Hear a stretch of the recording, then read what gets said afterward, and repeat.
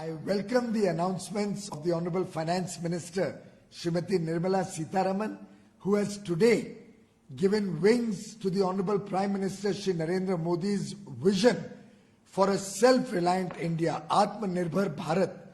and has provided the threshold, the first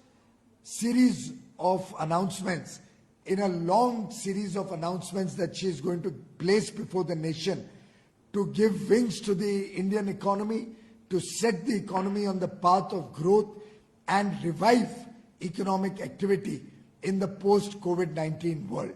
As the country emerges out of the lockdown, our MSME sector, which is the foundation of the country's economy, has been given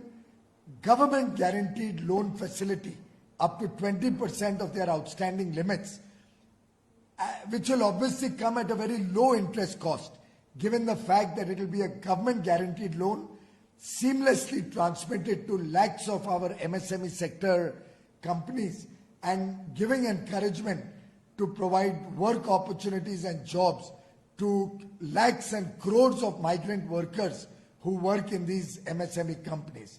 Apart from that, she has also given equity support to the stressed and NPA MSMEs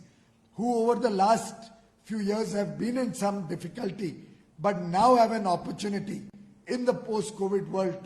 to take their products for the export market, to meet the growing demand of Indian consumers, and equity support also for those MSMEs who wish to grow in the years to come. The definition of MSME also has been expanded to enable them to grow. Government contracts up to 200 crores will get preference and will only allow made in India products and will only allow bidding by Indian companies, and a series of other announcements supporting NBFCs, HFCs, housing projects, ensuring that the burden of tax deduction at source or tax collected at source is reduced. The extension of the Vivad Se Vishwas scheme up to December, extended timelines given for companies to file returns for assessment,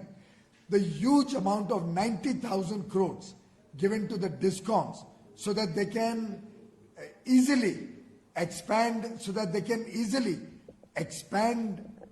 the requirements of power, fund all the outstandings of the power sector, and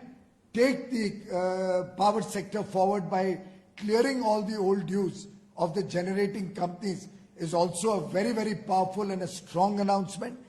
All in all, Srimati Nirmala Sitharamanji, the Honorable Finance Minister, under the guidance of Honorable Prime Minister Shri Narendra Modi,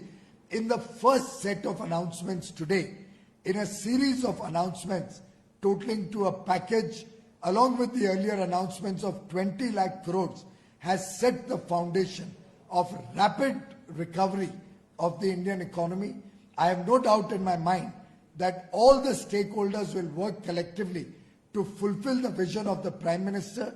to expand the economy, to bring in more demand in the business cycle, to ensure that infrastructure projects get a boost, to see that the systems that the country is running on are made more liberal, are made more easy to operate in, and finally to leverage the huge demographic dividend and democracy that India offers. The 5 pillars on which Prime Minister Modi has set his agenda for a self-reliant India, I think have received the first booster dose today. I compliment the Honorable Prime Minister Shri Narendra Modi and the Honorable Finance Minister Srimati Nirmala Sitharaman, the Honorable Minister of State for Finance Shri Anurag Thakur, for the bold measures that have been announced today.